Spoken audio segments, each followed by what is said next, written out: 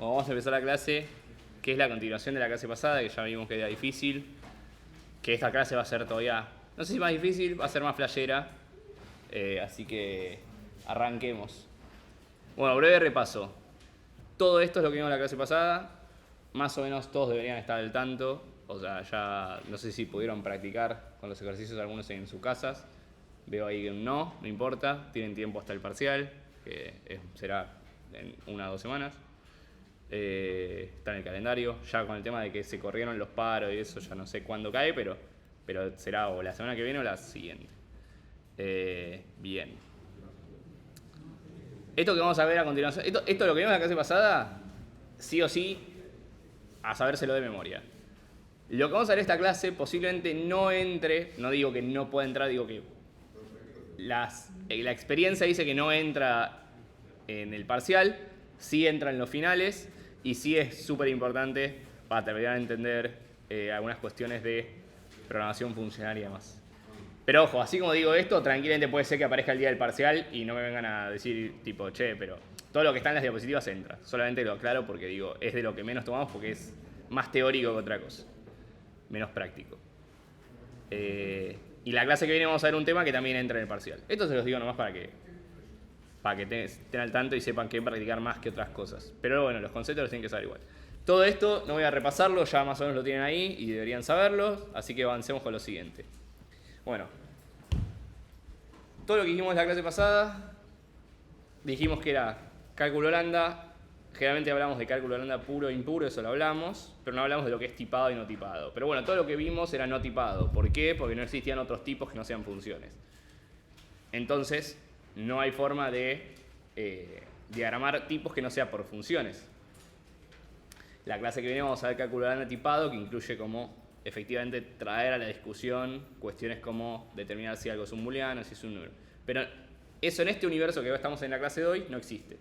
Entonces, ¿cómo vamos a hacer en este modelo que tenemos para representar cosas como booleanos, tuplas o listas, enteros y demás? Bueno, surprise, surprise, obviamente con funciones. No hay otra forma, así que es lo único que nos queda. Vamos a empezar lo que parece que es más sencillo, que son los booleanos. Todo lo que vamos a ver a continuación tiene un nombre en inglés, posiblemente lo puedan encontrar, también nosotros lo vamos a mencionar como encoding de charge o charge encoding. ¿Por qué? Porque es el chabón que ya vimos que es el que creó cálculo lambda en sí y es el que básicamente pensó esta forma de representar los booleanos, los números, las listas y demás. Así que lo van a poder encontrar con ese nombre. Entonces vamos a ver cómo el tipo decidió diseñar estos tipos de datos primitivos usando funciones. El tipo lo que dijo para los booleanos es tipo, che, pensemos en el operador ternario, que es básicamente, ¿saben lo que es un operador ternario? ¿Sí? Codear en operadores ternarios es básicamente poner un if, un else, pero en una sola línea. ¿Es eso? Que dice, si se cumple la condición, devuelve el primer elemento. Si no, devuelve el segundo. Entonces, ¿qué hizo el chabón? Tomó esto y dijo, ok, estos son los dos escenarios posibles, ¿no? Tengo el escenario que sea true y el escenario que sea false. Y planteó esta expresión. Esta expresión es válida en Python. No, esto debe ser, incluso Scala debe ser esto. Pero bueno, en Python es algo parecido. Pero bueno, planteó esta cuestión de llevarlo desde el operador ternario. Y para llevarlo a cálculo lambda, lo que hizo fue algo parecido. Dijo, che, tengo una función que va a recibir dos parámetros. Los parámetros van a ser en cuestión las expresiones, la expresión 1 y la expresión 2. Y se evalúa verdadero, o sea, el verdadero se evalúa cuando se retorna el primer valor. Y el falso se evalúa cuando se retorna el segundo valor. Esto es raro decirlo así, pero ya lo vamos a ver, que básicamente el tipo definió el true como una función que recibe dos elementos y devuelve el primero de esos elementos.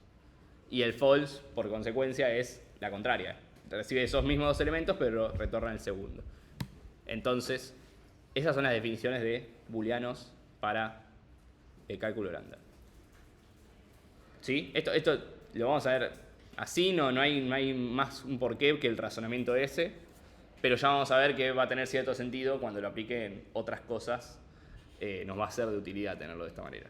Entonces esto es básicamente una función que recibe dos parámetros y retorna siempre el primero. O sea, si yo evalúo esto con dos parámetros, siempre va a devolver el primer valor. ¿Sí? Es así. Y el false es lo mismo, pero siempre me va a retornar el segundo valor. Me van a decir, che, esto no es un true y false. Bueno, para cálculo lambda sí es. Bien. Bueno, partiendo de esto, ¿no? O sea, podemos estar de acuerdo o no con esto, pero es así. Es la representación que se eligió. Ahora, a partir de esto, tenemos que empezar a hacer lógica de booleanos, ¿no? Porque básicamente es lo que me importa. Más allá de tener un true y false como algo definido, lo que me importa es que efectivamente los puedo evaluar como booleanos y que puedo operar como si fuesen booleanos. ¿Cuáles son las operaciones que tienen los booleanos en general? Operaciones de booleanos. And, or, igual, not. ¿Qué más dijo algo?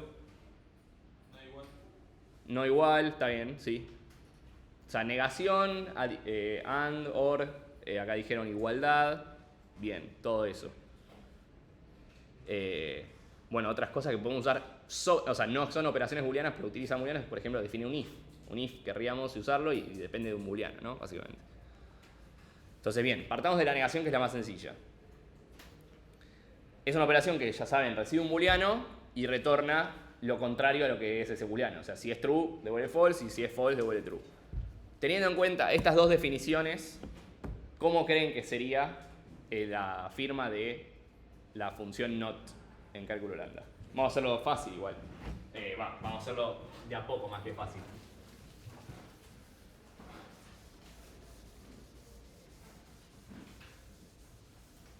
Tendría que traerme guantes.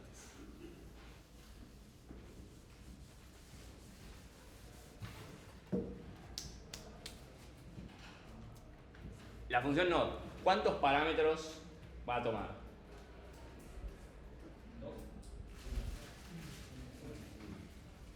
¿Quiénes dicen 2? ¿Quiénes dicen 1? 1. ¿Quiénes dicen 2? Bueno, la mitad no dijo nada. No sé por qué piensa que hay 3, 50, ok. Pero bueno, yo pensaría que es 1. ¿Por qué? Porque toma un parámetro que es el booleano y me devuelve lo contrario a ese booleano. Entonces tiene sentido que sea 1. Porque ya no estamos hablando de tipos ahí. O sea, estamos hablando de una función. Y una función es más fácil de saber con cuántos tipos se representan. Con cuántos parámetros se representa. Los tipos efectivamente van a ser medio cosas raras. Entonces puede ser que nos encontremos con 2, 3 parámetros. Pero acá ya estamos hablando de una función que recibe un booleano y devuelve otro booleano. Entonces sí o sí va a recibir un parámetro que es el predicado, que es un booleano de por sí. Entonces, ¿qué va a decir esto? Yo tengo que saber que si es true, me tiene que devolver false. Y si es false, me tiene que devolver true. Teniendo en cuenta estas definiciones, ¿cómo puedo hacer yo? Bueno, pensemos. Yo tengo ya definido una función que, si es true, me devuelve el primer elemento, ¿no? Y si es false, me devuelve el segundo. ¿Cómo me puedo aprovechar de esa definición para escribir lo que quiero hacer acá? O sea, yo tengo dos outputs posibles, ¿no? Estamos de acuerdo. Es el true y el false, ¿no? Entonces yo quiero de alguna forma poner acá, algo me faltaría acá, para decir, tomo estos dos parámetros y en base a esto retorno uno o el otro.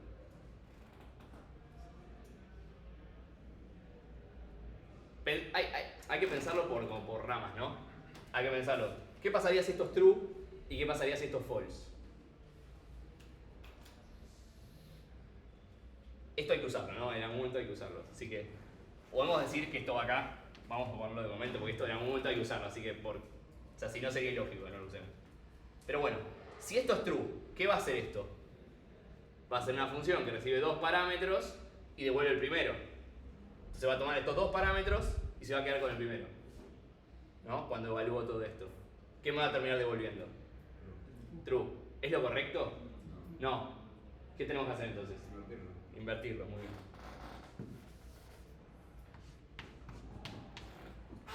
Listo, acá tenemos la función not. Era clarísimo, ¿no? PFT, siempre lo supe. Bueno, funciona para el true. ¿Nos alcanza para verificar que funciona para todos los casos? No, hay que verificar el false. Si esto es false, ¿qué es esto? ¿Qué es el false? Devuelve el segundo.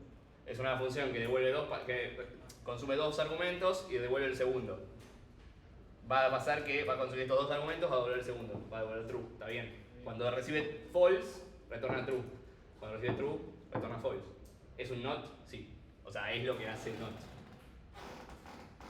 Entonces cumple. Esta es una definición de not. Puede ser que haya otra definición de not, posiblemente. Esta posiblemente es la más simple que tenemos para definirlo.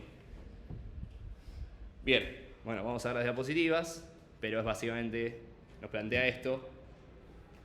O sea, cómo sería si fuese un operador ternario. Y nos plantea esto. Si recibe true, devuelve false. Y si recibe false, tiene que devolver true. De esa forma lo podemos representar. ¿Puede haber otras definiciones? Sí, puede haberlas. No nos cerramos, porque eso es lo que tiene también cálculo lambda. O sea, pueden representar el mismo concepto. De hecho, ya lo vamos a ver. Que vamos a ver que el 0 y el false es lo mismo, por ejemplo. ¿Por qué? No sé, pero es lo mismo. La lista vacía es... Nada, tipo, ya lo vamos a ver. Sí, ya tengo una duda. O sea, P sería una variable de la función. P es el argumento, que es un booleano. Así que P o es true o es false. Entonces, siendo que solamente tiene dos variables, o sea, tiene solamente dos posibilidades, que sea true o que sea false, esto tenemos dos caminos de evaluarlo, ¿no? Si es true, o sea, si P es true, esto va a terminar dando true, false, true, que esto evalúa por lo que representa true y false, lo que representa true y false, que ya lo vimos, que es una función que recibe dos parámetros y retorna el primero, va a consumir estos dos parámetros y va a quedarse con el primero. Por lo tanto, esto en total va a terminar devolviendo false. Y si P es true, esto es cuando P es igual a true, y esto es cuando P es igual a false, va a ser, cuando yo reemplace, va a darme FFT. Que FFT, o sea, evalúa F con dos parámetros. Y va a terminar devolviendo el segundo parámetro, que es true. ¿Se entiende? Es esta lógica. Que esto también, a su vez, es una función que recibe dos parámetros. O sea, que si yo ahora esto lo evalúo con otros dos argumentos, este me va a devolver el primero de los argumentos y este me va a devolver el segundo de los argumentos. ¿Sí? Todos son funciones, o sea, van a seguir siendo funciones. Que nosotros las evaluamos, las vemos o las utilizamos como si fuesen tipos. ¿Sí? Bueno, es complejo de entender, por eso digo que es una clase complicada, es muy teórica. Y agárrense porque cuando arranquemos con números se van a caer de ojete. Bien. Bueno, acá está el caso, negación de true. Bueno, acá está mejor definido, va a ser el reemplazo que vimos hace un rato con la reducción beta. Si se fijan, agarra el nombre t, que es un nombre que le damos temporalmente a la variable, es una forma de identificarlo. En cálculo lambda, cuando tengan un procesador de cálculo lambda, no existen estos nombres, simplemente toma siempre esto. Lo que pasa es que nosotros para escribirlo es mucho más fácil ir abreviándolo como T y F, pero siempre se termina reduciendo a esto, ¿no? A una cosa que se ve de este estilo. Entonces, bueno, reemplaza T efectivamente por lo que significa T, que es lambda X, lambda Y, X, y los evalúa con estos argumentos, F y T. Esto va a terminar dando indefectiblemente F, ¿no? Porque va a poner el F en el X, que va a terminar dándome lambda I, F, y cuando lo evalúo en el T o en cualquier otro argumento es lo mismo, porque me va a devolver el primer argumento, entonces va a ser F. Y con false es lo contrario, me va a poner F en X, y X no está en ningún lado, entonces me va a quedar lambda I, Y, cuando lo evalúo en T, me queda el T. ¿Se entiende? Bien. ¿Hasta acá alguna duda? Bien. El operador AND. Ya sabemos lo que hace. Tiene que, cuando recibe dos booleanos. Si recibe dos booleanos, la versión cálculo lambda de esto, ¿cuántos parámetros va a recibir? Dos. Bien. ¿Y qué hace ¿Cuál es la tabla de verdad de la expresión AND, del operador AND? ¿Saben lo que hablo, no? Cuando digo tabla de verdad. O sea, todas las combinaciones posibles. ¿Cuáles son? Para dos argumentos que son true y false. Claro, false, false, false, true, true, false, true, true. Para cada uno, ¿cuál me va a dar? O mejor dicho, ¿cuál me va a dar true y cuáles me van a dar false? Para el para No, true. true, true es el único que va a dar true. Para todos los demás casos me tiene que dar false, ¿no? Entonces esto va a ser lambda p, lambda q. Así va a arrancar claramente mi funcional, ¿no? Esto es el AND. Entonces dijimos, o sea, cuando esto es, esto es AND, ¿no? Entonces, cuando esto es P y Q, esto es el resultado, ponemos el resultado de este lado, cuando esto es true y esto es true, esto es true.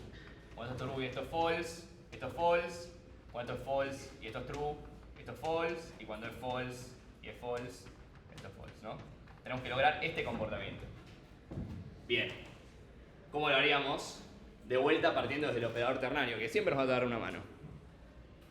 Pero tenemos esto, ¿no? Básicamente esta tabla de verdad que es parecida a lo que acabo de hacer. Fíjense lo que hace. Dice if true, true. Else false. ¿Se entiende? If true, true. O sea, si se fijan, cuando esto es true,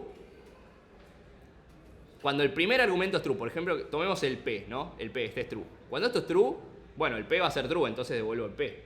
Algo parecido, ¿no? Algo de este estilo. No sé si me encanta la forma que lo dice acá. Así que yo lo voy a explicar de mi manera. Para mí la mejor forma de ver esto es justamente viendo los casos. O sea, como fijando valores. Fijando los valores me parece más sencillo. Entonces yo digo, bueno, parto de que P es igual a true. Entonces, ¿qué va a pasar? Voy a tener dos casos, ¿no? Voy a tener acá el caso donde, bueno, P ya es igual a true. Y acá voy a sacar dos casos más, que uno es cuando P es igual a, perdón, esto, o sea, parto del AND, ¿no? Esto es cuando P es igual a true, y esto es cuando P es igual a false. Yo tengo que ver, ¿no? Si P es igual a false, acá, sea cual sea el valor de Q, me da lo mismo, ¿no? ¿Estamos de acuerdo? Entonces acá, en ambos casos, me da igual. False, false. Esto es importante. Ahora bien, para el caso arriba, yo tengo que verificar que efectivamente Q sea true también, ¿no? O sea, para el caso de que Q... Es decir, acá puedo decir que si P es true, solamente me importa el valor de Q. O sea, yo devuelvo el valor de Q, porque si es Q, puedo devolver directamente Q. ¿Entienden? Que el resultado sería Q en cualquiera de los dos casos. Porque yo básicamente es lo mismo que decía acá. Q es igual a false, false. Q es igual a true, true. O sea que es equivalente a decir devuelvo Q. Porque es idéntico, o sea, es lo mismo. Entonces, usando esta lógica y haciendo algo parecido a lo que hicimos con el NOT, ¿qué podemos hacer? Fíjense. De vuelta, ponemos P, ¿no? Vamos a iniciar por el P. P va a ser un booleano, recibe dos argumentos. Si P es true, ¿qué queremos devolver? ¿Cómo? No, Q, ¿no? En cambio, si es false, va a devolver el segundo argumento. ¿Qué queremos que sea? ¿Cómo? False, porque ya está. O sea, si el primero es false, o sea, si este es false, devuelvo siempre false. Listo, ya está. Devuelvo el segundo argumento. Ahora, si este es true, bueno, aprovecho y devuelvo lo que sea que haya en Q, que va a ser true o false. Entonces, si es true, va a devolver true. Si es false, va a devolver false. ¿Está bien? Es exactamente lo que queremos. Vamos a hacer las pruebas. Igual, creo que están acá. Ah, bueno, esto lo hizo como PQP, pero a mí particularmente me parece exagerado, pero es tranquilamente una versión. O sea, se entiende que sabemos PQP es lo mismo, porque acá si es F, devolvemos F, ¿no? O sea, si esto es F, bueno, va a quedarse con el segundo argumento, que si es P, justamente va a devolver F. Y si es true, le va a importar un huevo F. Entonces, para mí es más claro poner directamente false. Acá lo ponen como PQP, pero por eso digo que hay formas distintas de hacer las cosas. En ambos casos es equivalente. Si se fijan, es lo mismo esto que hacer, o sea, es exactamente igual que hacer PQP. O podemos hacer el mismo razonamiento. Si esto es F, bueno, devuelvo P. Porque P es F ya, así que es lo mismo. Devuelvo ya lo que es P. Para mí es más claro esto porque ya me dice tipo, che, si esto falló, vamos al F directo. Es como si tuviesen dos if, ¿no? Un if, el segundo if. Y si se fijan es el else, tipo, if, esto es falso, bueno, devuelvo falso. Perdón, si esto es verdadero, voy al if anidado. Ahora, en el else pongo return false, ¿no? Es como decir, if P. If Q return Q o return true, ¿no? Else, bueno, me voy a poner sin ya. Else return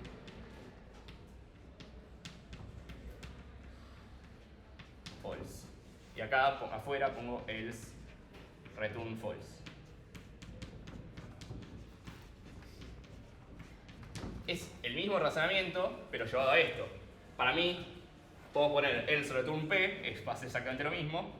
Y acá podemos obviar el else y poner return Q. ¿Se entiende? O sea, así como podemos partir de un código que es una garlopa, podemos llevarlo igualmente a esto. Pero lo pueden escribir de varias formas distintas. De hecho, podrían tener una especie de if en el medio, que ya vamos a ver que se puede usar if. O sea, el if va a ser muy parecido a esto que estamos haciendo, porque medio es que si partimos del operador ternario, los mismos booleanos son como que se comportan como if. Pero bueno, esta es una forma de definirlo. Y vamos a ver cómo lo evalúa, si lo evaluamos en los distintos casos. Por ejemplo, de true y false, ¿qué va a pasar? Bueno, va a evaluar primero el P, ¿no? El P le pasamos true, entonces en todas las ocurrencias de true va a poner, perdón, en todas las ocurrencias de P va a poner true, y en todas las ocurrencias de false, de Q va a poner false. Entonces queda TFT, que me queda algo parecido a lo que vimos antes. De hecho me queda la misma estructura del not, si no me equivoco, que en este caso daba false. ¿Sí? Ahora de false y true hago lo mismo, me va a quedar FTF. De vuelta lo evalúo y me va a devolver el segundo. O sea, si esto es el false, va a recibir dos argumentos y me va a devolver el segundo. Me va a devolver false. Perfecto, se comporta bien para estos dos casos. Me queda el caso de true y true, que si se fijan, si es true y true, true, me va a quedar TTT, y obviamente TTT recibe el primer argumento, devuelve true. Y si es false, false, false, o sea, si devuelvo FF, va a quedar false, false, false, devuelve el segundo argumento, es F. ¿Sí? ¿Se entiende? Pero si lo esto es la versión PQP. Si lo evalúan en esas funciones va a quedar exactamente lo mismo cuando reemplacen. Solamente que acá ya está como definido el F, ya está fijo. ¿Hasta acá siguieron más o menos? Complica, ¿no? Igual es difícil. Pero van a ver que se van a ir acostumbrando. Bien, el operador OR. Ahora que hicimos el AND, esto tiene que ser una pavada. ¿No? Ponele. Entre muchas comillas, ponele. ¿Qué le sirve más? ¿Verlo como if, else o como... Bueno, el árbol supongo que no le sirve a nadie más que a mí, porque solamente a mí se me ocurrió así, pero por ahí con el if, else es un poco más claro para estos casos. Pero bueno, acá. Vamos ahora a poner el OR. ¿Cómo es la tabla de verdad del OR? ¿Acá qué va? ¿Acá qué va? ¿Acá qué va? ¿Acá qué va? Bien, perfecto. Hay que lograr este comportamiento. Yo diría que podemos hacer una lógica muy similar, ¿no? Acá... Bueno. Obviamente va a ser una función que reciba dos booleanos. ¿Y qué va a hacer? Profe, ¿vamos a hacer la negación de AND? Es una forma. Bien, me gusta. Ahora lo vemos. Es una buena forma. No, igual no es la negación del AND necesariamente, pero no, porque la tabla de verdad no es igual. O sea, no es negar todo, porque si negás esto, tipo el NOR, no es lo mismo. O sea, si quisieras hacer el NOR o el NAND, en realidad si quieres hacer el NAND es la negación del AND, pero acá no puedes negar el OR. Igual puedes hacer algo con los AND, porque ¿saben las leyes de Morgan? Bueno, pueden hacer leyes de Morgan. Le va a quedar un choclazo más grande, pero se puede hacer. Bueno, nada. Pero intentemos llevarlo como de un estilo parecido al que vimos recién. Partimos de P, ¿no? Partimos de P. Si P es true, ¿qué tenemos que devolver? True.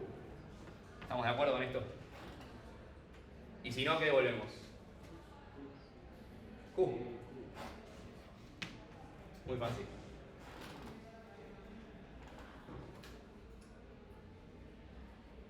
Que seguramente me adelanto acá en la diapositiva a decir PPQ. No me gusta, pero bueno.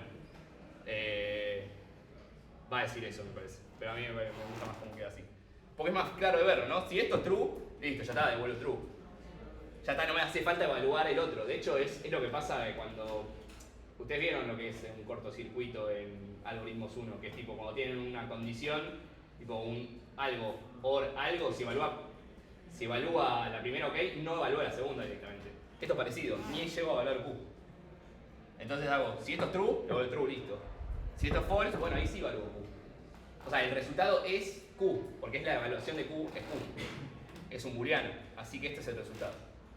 Pero bueno, o sea, una vez que hiciste un par, ya los demás como que medio que van saliendo porque medio que vas reciclando la misma lógica. Acá siempre lo hacen con el operador ternario. A mí ya en un punto me confunde, me sirve para definirlos al principio, pero ya después no me convence. Pero si se fijan acá, está pintado como de colorcitos distintos. ¿Por qué? Porque justamente da a entender que si esto es true, o sea, uno de los dos es true, supongo que siempre toma esto, el true es este, porque fíjense que siempre toma el valor del primer elemento, o sea, si esto es true, true, entonces devuelve el segundo. Y así. ¿Se entiende un poco? Pero bueno, acá ya se los digo, va a decir PPQ, ya saben, ¿no? Era, el que hizo esto le gusta dejarlo todo en términos de los argumentos. A mí me parece mejor de la otra forma. Pero es equivalente.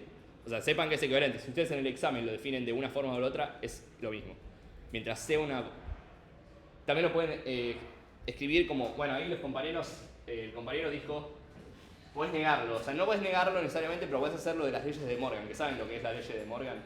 Que si haces el AND de dos elementos y negás eso, te da el OR de los dos elementos. Es algo raro. Es como... Si yo hago not de A and B, esto es equivalente a OR de A y B. A OR B. Bueno, escrito en tal... creo que era mejor escribirlo en lambda, de hecho, ahora que lo pienso. Pero bueno, nada, queda así. O en código es tipo not A and B es igual a A OR B. Y lo mismo si acá dice OR, bueno, lo mismo, pero acá termina siendo AND. ¿Sí? Como que pueden hacer.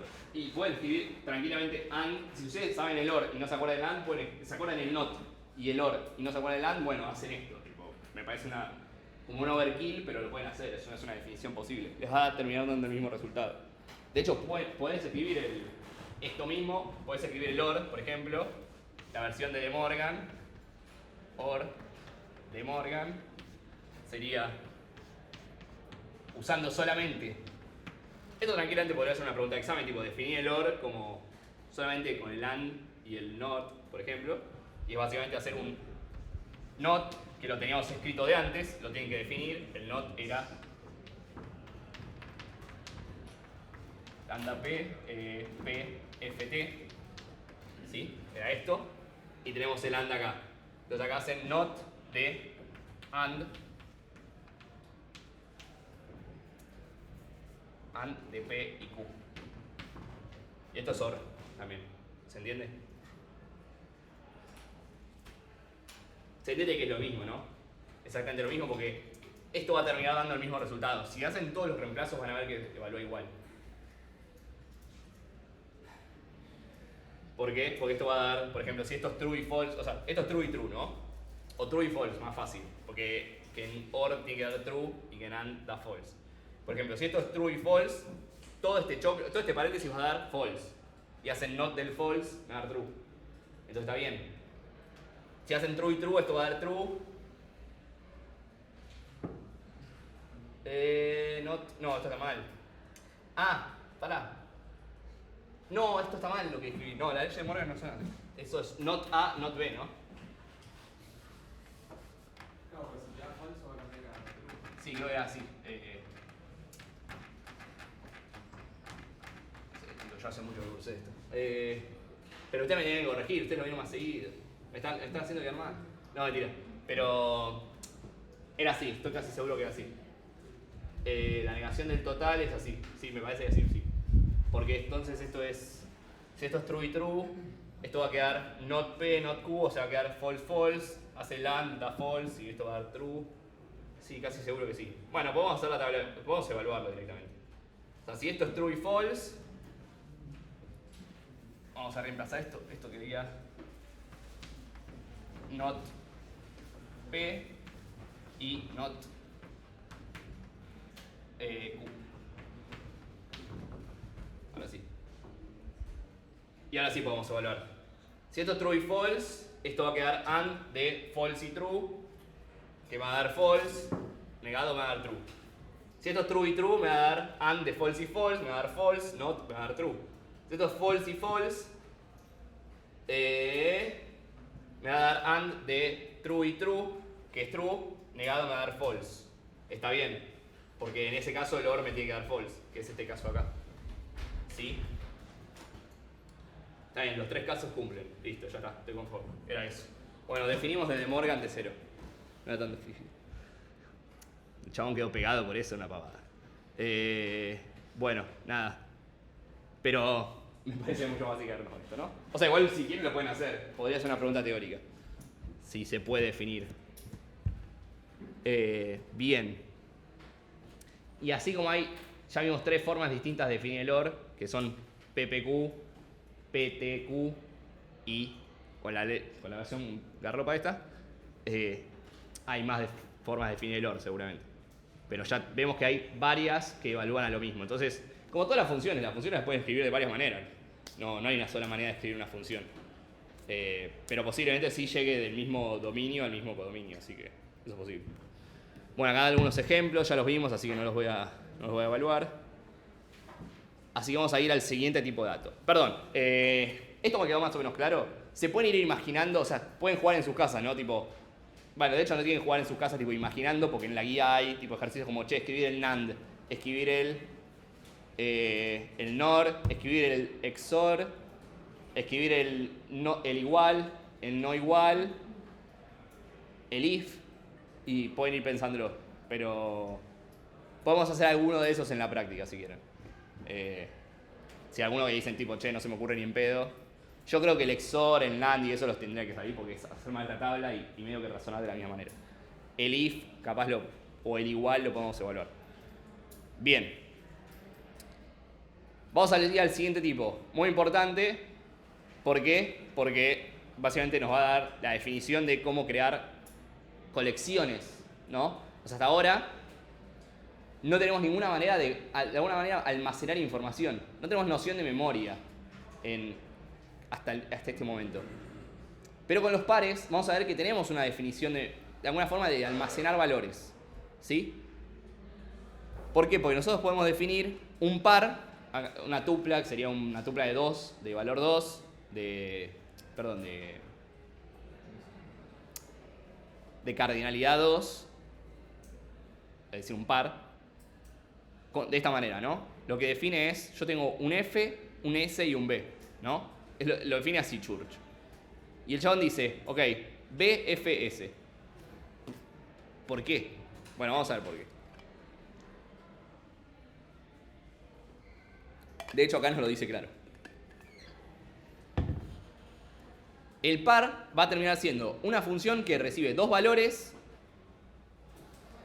y retorna una función que depende del booleano que yo le pase, me va a devolver el primero o el segundo elemento.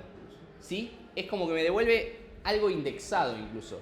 Si se fijan, esto en realidad recibe dos argumentos. O sea, yo para formar el par recibo dos argumentos, pero me devuelve una función. O sea, no me devuelve un tipo como lo que estaba acostumbrado antes. Me devuelve otra función que es una función que me permite acceder a cualquier elemento de esa lista, ¿no? Que básicamente es por true y false, ¿no?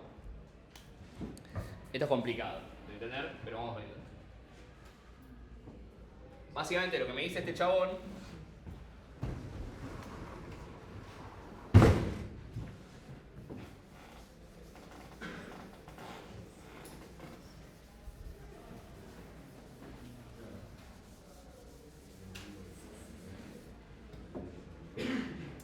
en realidad ya existía el concepto de almacenar valores, porque siempre que fijamos un argumento estamos fijando un valor.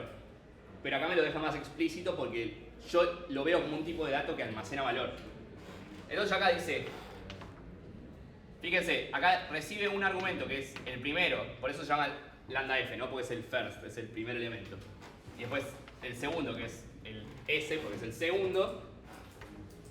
Y dice, yo devuelvo algo que de alguna forma es indexable, tipo le puedo pedir o el primer elemento o el segundo.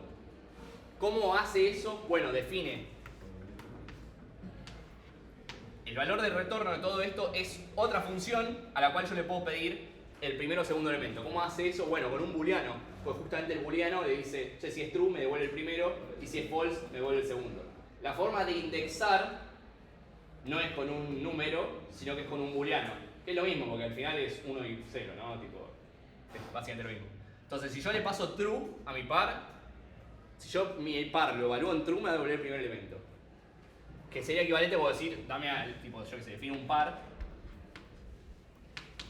y le digo A y B y después hago par 0 y par 1.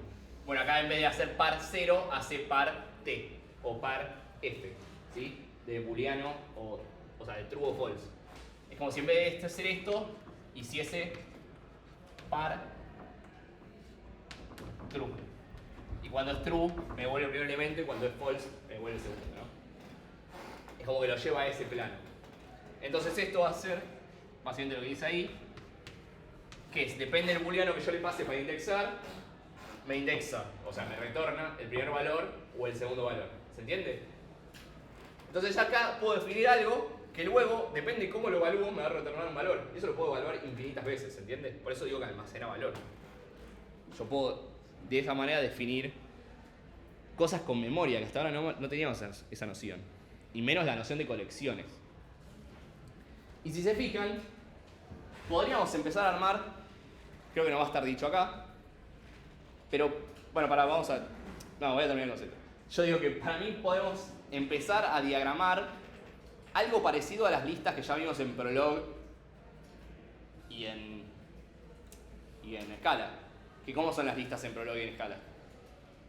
¿Qué forma tienen? Exactamente. Entonces, si acá pusiésemos un elemento y el S es otro par, ¿qué tenemos? Tenemos una lista de 3 en realidad. Pues tenemos un head, que es el valor específico, y después tenemos otro par, que a su vez puedo indexarlo por el head o el tail. ¿Se entiende? Esto tiene la forma de head y tail al fin de cuentas. Es como que si acá, en vez de llamarlo F y S, los llamase H y T, ¿sí? Porque recibo el head, que es el primer elemento, y después es el segundo, que es todo lo que viene encadenado después, ¿sí? De alguna forma, esto me va a servir para definir colecciones más grandes. Pero partimos de algo muy chiquito, que es justamente una tupla. Que no es tan distinto a como lo hace Scala y Prolog, por eso lo digo, porque al final de cuentas es una tupla, solamente que las tuplas, en vez de indexarse por true y false, se indexan por head o tail, ¿sí? O sea, es lo mismo. Tiene forma de decir, ok, dame el primer argumento o dame todo lo que sigue, ¿sí? Y ustedes pueden pedir el segundo, o sea, el segundo elemento, del segundo elemento, del segundo elemento, del segundo elemento, y ahí se quedan con la posición quinceava de sus listas, por ejemplo, ¿sí? Bien. Acá da un ejemplo, ¿no? Si quisiésemos una tupla con los valores x e y, podemos hacer esto, ¿no? A la función par, fíjense que par es una función, o sea, es algo que es como un constructor. Al constructor par le paso dos valores y me retorna esto que en sí es una lista, es una tupla, que tiene como primer elemento al x y como segundo elemento al y, que yo para acceder, accedo con el booleano, ¿sí? Entonces, si a esto le pido, fíjense, a esto de acá, no miren lo que sigue, ¿no? O sea, no miren lo que viene acá, que crea un par que tiene como a x como primer elemento y a y como segundo elemento. Lo evalúa en true, ¿qué le va a devolver? X, le devuelve el primero. Si lo evalúa en false, le va a devolver el segundo. ¿Sí? ¿Se entiende? Podemos... Y lo que yo le decía es, ¿qué pasa si en vez de hacer eso, hace tipo... O sea, en vez de pasarle x... qué mal escribí, pega. Si en vez de pasarle x e y, como hace ahí, que hace esto, yo digo, che, en vez de pasarle i, pasarle otro par. Que sea, no sé, i y z. Y ahora tenés una lista de 3 elementos. ¿Sí? Podemos usarlo así, no tenemos que andar. No, claro, pueden hacer esto. Y después si quisiesen, o sea, y esto lo guardan en, no sé, esto lo llaman lista de 3, no sé, algo así. Si ustedes quieren obtener el primer elemento, ¿cómo hacen? ¿Cómo tratarían esta lista? ¿Cómo la evaluarían? Bien, perfecto. Esto es para el primer elemento. Primer elemento. Para el segundo elemento, false, true. ¿Sí? Y para el tercer elemento, obviamente, false, false. ¿Sí?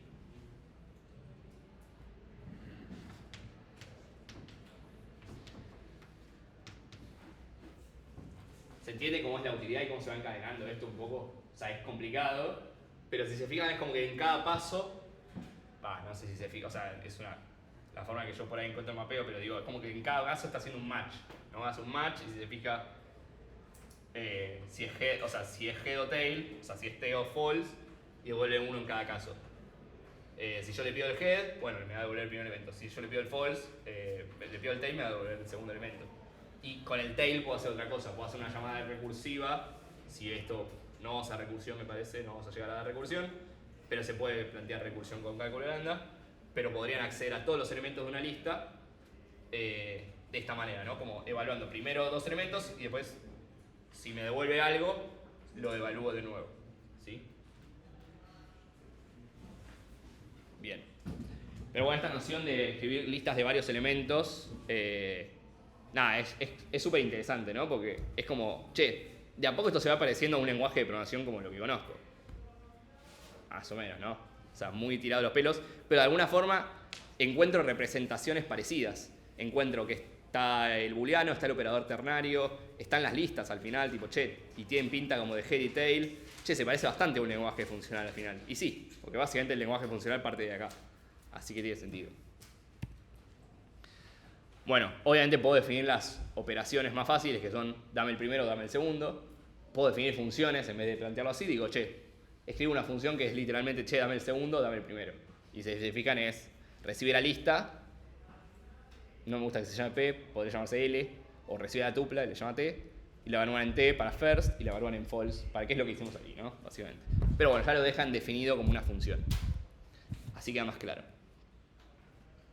Y acá te dice, por ejemplo, si yo le pido el primero a esta lista, cuando haga todos los reemplazos, va a terminar dándome, o sea, yo, si se fijan, esto recibe un argumento P, reemplaza todo esto en P, me va a quedar todo esto evaluado en T, me devuelve el X.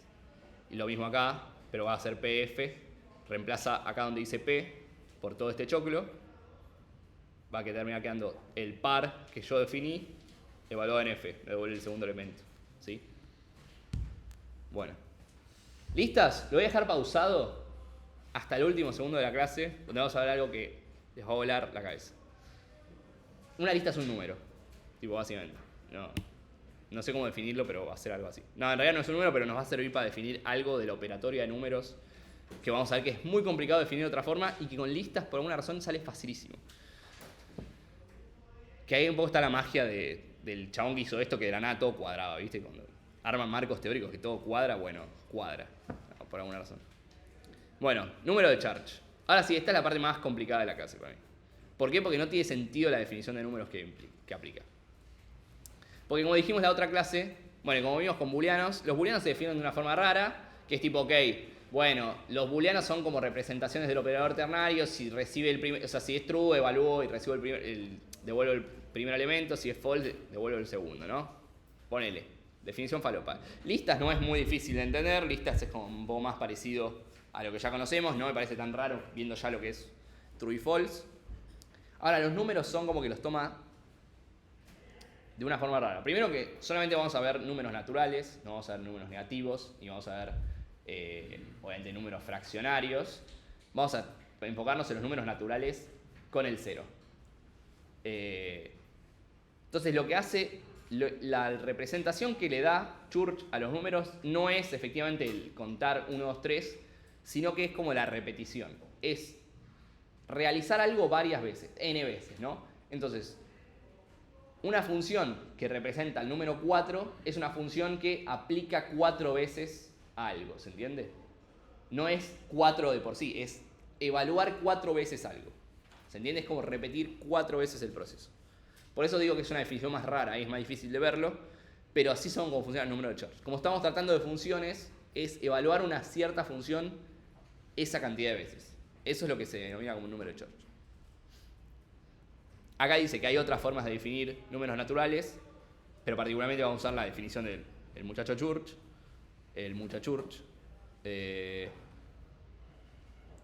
y que también me sirve porque yo puedo ir incrementando y decrementando esos números. O sea, si yo digo, bueno, quiero sumar 2 números, voy a poder hacerlo. Que implica que si yo quiero hacer algo 3 veces y luego hacerlo 4 veces, bueno, lo hago 7 veces. Y de alguna forma tengo que implementar esa suma, ¿no? Si yo sumo 3 veces con 4 veces, me da 7 veces. O si yo multiplico, bueno, 2 veces por 4 veces, me tiene que dar 8 veces, ¿sí? Entonces esas operaciones las vamos a permitir, pero el resultado, si se fijan, sigue hablando en términos de repeticiones, de veces, ¿no? Lo lleva desde ese lado. Obviamente también existe el incremento y demás cosas. Bueno, por ejemplo, acá lo pone con manzanitas. 1 manzana, 2 manzanas, 3 manzanas. No importa lo que estoy contando, sino lo que me importa es cuántas veces lo estoy contando. Y desde dónde parto, que es el 0. Por ejemplo, acá dice, ¿qué número quiero representar? Está definido por el valor inicial y cuántas veces aplico mi función sucesión, ¿no? O sea, yo parto de un valor y yo de alguna forma quiero decir, a este valor, evalúalo en esta función tantas veces, ¿no? Entonces, si yo aplico 3 veces a la función, che, dame una manzana más, me tiene que terminar dando 3 manzanas, ¿no? Suponiendo que yo parto de 0 manzanas, ¿no? Yo parto de mi estado inicial, es 0 manzanas. Si yo tengo una función que me suma una manzana, si yo evalúo 3 veces esa función, me tiene que dar 3 manzanas, ¿no? Lógico. Si la evalúo 0 veces, me va a dar 0 manzanas, si la evalúo 40, me va a dar 40 manzanas, ¿no? Hasta ahí, eso lo entendemos, ¿no? Tenemos un estado inicial, una función a aplicar, una función incremento, le decimos. No necesariamente tiene que ser una función incremento, pero se le da ese nombre, esa función sucesión, como le llama acá. Una función sucesión. Sí, sucesión tiene más sentido, ¿no? Es como en un encadenamiento de eventos, tipo, ¿cuál es el siguiente de la sucesión? Me termina dando como el siguiente valor de la sucesión, ¿no? Entonces, Church lo que hace es define a los números de Church como funciones lambda que justamente reciben 2 parámetros. Que uno es el valor inicial, que en este caso es el segundo argumento, es el x, y otro es f, que es la función sucesión. Es decir, que al evaluarla me da, partiendo del estado inicial, el próximo elemento en la sucesión, ¿sí? Si vemos la sucesión de números naturales, si yo, por ejemplo, el x fuese el 0 y la sucesión fuese el incremento, o sea, incrementar 1, que es la sucesión natural de los naturales, entonces evaluarla una vez me da el siguiente elemento al x. Que si x es 0 me da el 1. Si x es 30 me va a dar 31, ¿sí? Ahora, si yo la función la defino, si yo mi sucesión defino otra cosa, por ejemplo, la sucesión de los pares va a ir yendo de 2, 4, 3, perdón, 2, 4, 3, no sé nada, chicos. 2, 4, 6, 8 y así, ¿no? Entonces, si yo parto del 2, el próximo elemento de la sucesión me va a dar 4. Y si yo parto del 0, me va a dar 2 y eso. Entonces, como que defino por un lado la sucesión y por otro lado el 0. ¿Se entiende, no? Lo que más o menos estoy diciendo. O sea, por un lado está el concepto en general, que es tipo, ok, defino como justamente la jerarquía de elementos en un éter y parto del estado inicial. Y después, cuántas veces yo ejecuto esa sucesión o pasos en esa sucesión, voy a llegar al enésimo elemento en esa sucesión. Muy difícil ponernos los términos, vamos a ver un ejemplo fácil después. Pero esto es decir, básicamente, por ejemplo, que el 0 es una función que tiene esta pinta, pero si se fijan no evalúa nunca el f, o sea, no evalúa la sucesión directamente, me retorna directamente el estado inicial, que tiene sentido, porque es, che, del estado inicial no hagamos nada, que es el 0. El 0 es hacer nada, básicamente, es hacer algo 0 veces. Entonces, si es hacer 0 veces, el estado inicial lo dejo como está. Dejo el x, tal cual está. ¿Se imaginan entonces cuál sería el 1? Si yo digo, bueno, el 0 es aplicar 0 veces la f. La aplicas una vez. La aplicas una vez. Que entonces, ¿cómo se vería esto? Con una F antes de la X. Muy bien, perfecto. Es literalmente la próxima diapositiva. ¿Se entiende? Es como que parte de un estado inicial, le aplica la f que va a llevar desde ese estado inicial al segundo elemento de esa sucesión. De alguna forma sabe cómo evaluar desde ese lugar a otro elemento en la sucesión. Entonces, por consecuencia, el resultado va a ser el resultado de la sucesión a partir de ese elemento, de ese estado inicial. Muy complicado por ahí, plantear así. Pero bueno, C2. C2 entonces es aplicar 2 veces la f, ¿no? O sea, la evalúa una vez, ¿sí? Y la evalúa de nuevo. Entonces, C5 va a hacer esto 5 veces sobre la x. Se fijan, f de x me va a devolver un valor. Sobre eso aplican la f, ¿no? Y si aplican la f de vuelta, bueno, es así. Entonces estos hacen un encadenamiento de f's que lo pueden anotar. Esta es la definición general, esta es la más importante por ahí. La definición de un número charge cualquiera, ¿no? La definición del enésimo número de charge es aplicar enésima veces la función f a x. O sea, la aplico una vez, la aplico una vez, la aplico una vez. Es como si en un programa de ustedes hiciesen f de f de f de x cuantas veces quisiesen, ¿no? Pero básicamente hacer esto.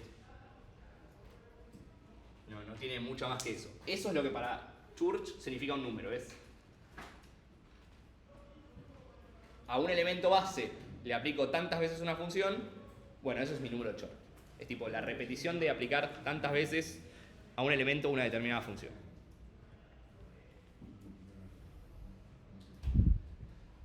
Y esta es la parte que es difícil de entender porque, como dijimos, no representan números per se, sino que representan repeticiones de algo, que las repeticiones son particularmente de aplicar otras funciones. Que, ojo, x también es una función, pero en abstracto, ¿no? O sea, podemos pensar en x como si fuese true o false, o pensarlo como un tipo, ¿no? Por ejemplo, una lista, otro número, puede ser, ¿no? O sea, pero si nos llevamos, o sea, pero todos al final es función. Entonces, si nos quedamos en que son funciones, medio que nos podemos llegar a hacer quilombo. Pero si x es un tipo como cualquier otro, y como un tipo como cualquier otro en este cálculo lambda, es una función. Que le aplico tantas veces una función. Por ejemplo, esto podría ser la función not. Entonces yo parto del estado true, ¿no? Si yo parto del estado true, le aplico not una vez, ¿qué me va a devolver? Si yo parto del true. False. La segunda vez que me va a devolver. La tercera vez que me va a devolver. ¿Se entiende? Entonces es como si yo digo, bueno, aplico enésima veces la función true, la función not. ¿Sí? ¿Qué me tiene que devolver? Bueno, depende del estado inicial. Si es true, si es false. Si yo le paso x, si mi estado inicial es true, va a ser una cosa. Si le paso estado inicial f, va a ser otra cosa. Pero mi sucesión va a ser la de los resultados de not. Bien. Complicado, lo sé, es muy falopa. Pero vamos a ver que se pueden hacer cosas copadas con esto. Bueno, por ejemplo, lo de aplicar varias veces una función es súper útil. ¿Por qué? Porque lo vamos a ver, por ejemplo, en lo que es recursión o en lo que es...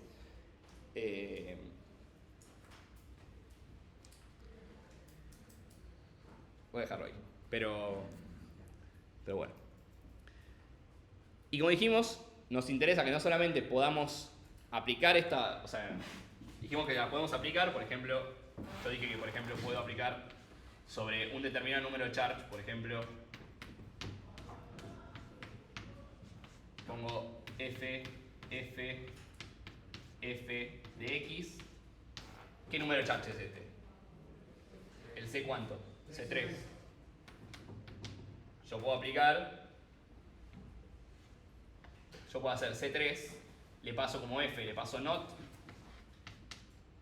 y le paso un estado inicial, que puede ser true o false, ¿no? Le paso true, por ejemplo. Esta evaluación me va a devolver un resultado. ¿Qué va a hacer? Para este caso va a ser, bueno, parte de true, le evalúan not false, lo evalúan not true, lo evalúan not false. Me va a terminar dando false, por ejemplo. Si yo hago C3 not f, que es otro estado inicial, me va a volver true, obviamente, porque en un caso me da true, en otro me da false. Y así puedo hacerlo con otras cosas. Puedo hacer en el caso de la lista, por ejemplo, puedo hacer esto, ¿no? Que si yo quiero obtener el enésimo elemento de la lista, ¿no? Le digo, aplicame 20 veces la de dame el first, o dame el second, en realidad, y al final le hago dame el first. ¿Se entiende? Sí. Ahí estaríamos haciendo Not a t 3 veces, sí. porque F toma el valor de not. Sí, exactamente. Esto que está escrito acá, que es parte del número de charges, ¿no? El número de charges es el input, o sea, es la función, la que va a hacer replicar tantas veces tal cosa. O sea, esto es, agarra este cuerpo, que si yo lo veo así solo, es NotF. O sea, NotF ya sabemos lo que hace. NotF lo podemos evaluar y me va a dar true, ¿no? Ahora, yo no quiero quedarme en NotF, sino que quiero decir, ok, NotF, replicámelo 3 veces, ¿sí?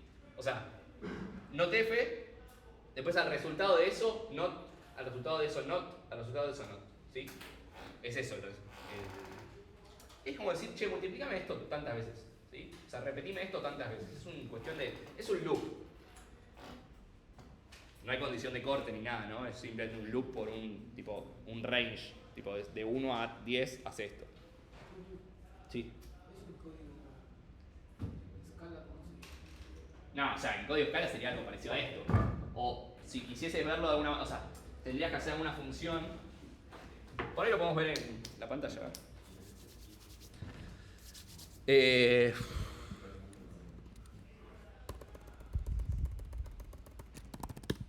Escala, a ver, escala. ¿Eso funciona? No. Ah, sí, ha ido. Tardó, por ejemplo, yo acá puedo hacer... acá puedo definir, por ejemplo, el número de charge es una función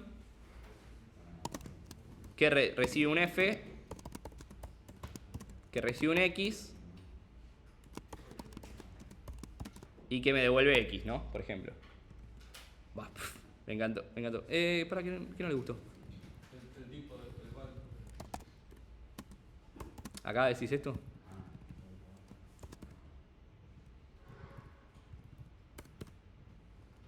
Missing parameter type.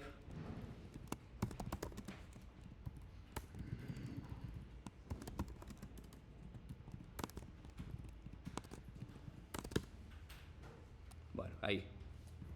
Entonces, si yo evalúo C0 con cualquiera parámetros que me pinten, ¿no? Tipo con, no sé, una función que se les ocurra. Bueno, puedo definir la función suma. Sí, perdón, un segundo. Suma es igual a, bueno, A y B, retorno A más B, ¿no?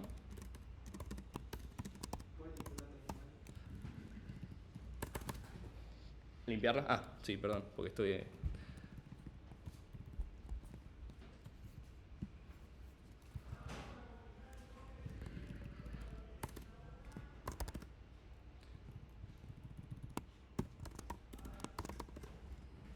Bueno, si yo por ejemplo hago, ya definí C0 así, ¿no? C0 lo definí de esta manera, que es lo que vimos ahí.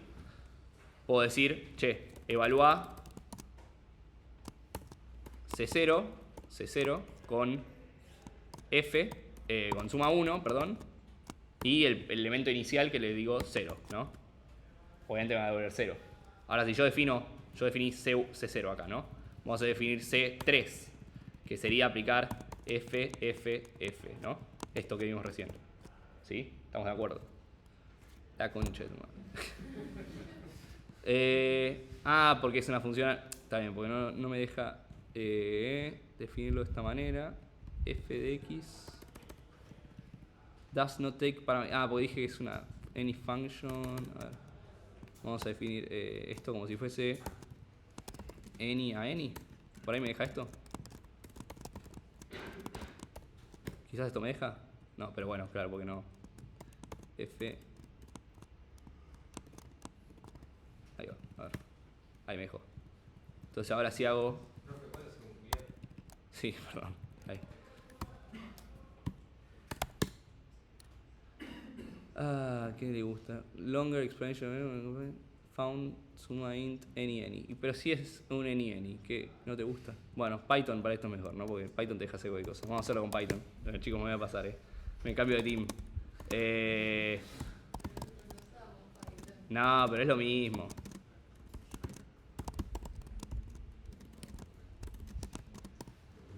Ahí. O Haskell también, Haskell es más noble, porque no tiene tipos y eso. Entonces yo acá podría definir C3, por ejemplo, también. Y digo F de F. Ahí. Y yo definí antes suma 1, que es recibe un elemento y le suma 1. Perfecto. Entonces si yo hago C0 con suma 1 y 0, dijimos que me tiene que dar 0. Perfecto. Ahora si lo hago con C3, perdón, sí, con C3, me va a sumar 3. Ahora, ¿qué pasa si yo cambio el estado inicial? Si parto del 2, me tiene que dar 5. Por ejemplo, ¿se entiende? Perdón, es más fácil acá porque no tiene problema de tipos. Se pueden hacer en escala, obviamente. Ahora, luchar con tipos me parece un poco molesto, pero se puede hacer. O sea, pasa que tiene que haber una función, tiene que haber una forma de definir. Yo creo que si hubiese definido la función que suma con any, no hubiese tenido problema. Pero no le gusta que haya sido int. Y antes de estar lidiando con tipos para la demostración, estar rápida, es más fácil así. Bueno, igual vamos a dejar esto porque me sirve para después para hacer lo de las operatorias de funciones. Por ejemplo, esto. Lo de suma y multiplicación y demás. Pero bueno, teniendo esa representación, ¿no? De los números de charge. Queremos sumar dos números de charge. ¿Qué quiere decir sumar número de charge? Es lo que yo dije antes. Si yo sumo el número de charge 1 con el número de charge 4, me tiene que dar el número de charge 5. Que es básicamente que repita algo 5 veces, ¿no? Aplicar 5 veces una función a un estado base. Bien. ¿Cómo lo plantea esto? Bueno, ya spoileé, pero vamos a tratar de entender qué significa esto. Si se fijan, acá está queriendo sumar C3 y C4. ¿Sí? Lo que hace es, obviamente el resultado va a ser un número de charge, porque el resultado de sumar dos números de charge, yo quiero que sea un número de charge, ¿se entiende? Entonces la firma es FIX. ¿Y qué va a hacer? Va a ser C3, que implica hacer 3 veces algo, ¿no? Le pasa la F, que es una F genérica que va a recibir como cuando C3 y C4 se evalúan en un F. Dice, a la función F, aplicarla 3 veces al resultado de aplicar 4 veces la F a la X, ¿no? O sea, es fácil, ok, aplico primero 4 veces algo y después aparte lo aplico 3 veces más. ¿Se entiende? No tiene mucha lógica más que esa. Es tipo, sobre el resultado de aplicarla 4 veces, después la aplico 3 veces más. Eso es sumar. ¿Sí? ¿Toma primero el 4 y le puse 3? Sí, porque puse 3 más 4. Entonces, primero, es independiente igual. Para la suma es distinto porque el orden de los factores no determina el producto, ¿no? Pero, bueno, no hay producto, pero la sociedad, da lo mismo. Es distributiva, asociativa, ya no me acuerdo cómo se llama esto. Pero tiene esas propiedades. Con la división y la resta no tendría que tener, o sea, no sería tan laxo, ¿no? Pero podría ser C4F, C3, o podría ser C3, C4, porque la suma es lo mismo. Pero ¿entiende lo que hace? O sea, dice, ok, hacer la suma es básicamente, aplicarla primero tantas veces y después sobre eso aplicarla 3 veces más. No tiene más lógica que eso. ¿Sí? ¿A alguien no le quedó claro acá? ¿La estructura a alguno le complica? Sí. No, a mí no, yo no entendí. Bien. Suponete que querés aplicar, o sea, querés hacer la suma, ¿no? De 3 y 4. ¿Cuál sería la suma de 3 y 4? Tener un número de charge que te dé 7. ¿Qué es el número de charge 7? Es aplicar 7 veces algo. Ok. Entonces lo que plantea como hacer 7 veces algo es, ok, hacerlo primero 4 veces, que es esto de acá. Esta parte de acá es aplicar 4 veces, que es básicamente lo que hicimos ahí abajo. Con el not es como, aplicame 4 veces esto te va a dar un resultado, que es el resultado de aplicar f en x 4 veces. Y después hacerlo 3 veces más. O sea, solamente que lo divide. O sea, si fuese 6 y 1, sería hacerlo una vez y después hacerlo 6 veces más. Si fuese 2 y 80, sería aplicarlo 2 veces, y después, o sea, 80 veces y después 2 veces más. Esa es la lógica. no es que arma un número de charge, o sea, el número de charge nuevo que arma en realidad es una fachada para decir, en realidad te lo estoy aplicando 2 veces. O sea, te lo divido en partes el problema. Que a fin de cuentas es lo que hace el lenguaje de programación, o sea, primero aplica 4 veces y después te lo aplica 3 veces más, o sea, no. Es un stack trace de 7 al final, que es lo que va a pasar acá. Bien. ¿Eso lo usarías en algún caso que necesitas hacer algo con 4 repeticiones y después algo que necesitas 7? Por ejemplo, sí. O sea, acá pensá que esto lo que busca es justamente imitar una manera de operar con números. O sea, que está queriendo replicar el universo de las naturales en un lenguaje que no maneja tipos numéricos, o sea, maneja solamente funciones. Entonces está dándole una representación nueva a los números. Los números ahora significan otra cosa, pero las operaciones yo quiero mantenerlas. Es como en álgebra cuando veían que había tipo dominios distintos, que por ejemplo, no sé, el universo de las integrales era distinto, pero se podía igual hacer cosas, tipo el producto interno funcionaba igual y todas esas cosas. Acá quiere hacer algo parecido, pero bueno, con operaciones como la suma, la multiplicación y demás. Obviamente la resta y todo, que algunas van a ser más difíciles de replicar que otras. Ya vamos a ver, por ejemplo, que la resta es un quilombo. Porque hacer cosas por demás es más fácil. Si se fijan, acá estamos haciendo 4 cosas y después hacemos 3 más. Y después podemos hacer 30 más. Y después podemos hacer... O sea, pero ya volver atrás es un quilombo. O sea, ¿cómo volvés atrás? No sé, yo solamente sé ir para adelante. Hasta ahora lo que vimos es solamente ir para adelante.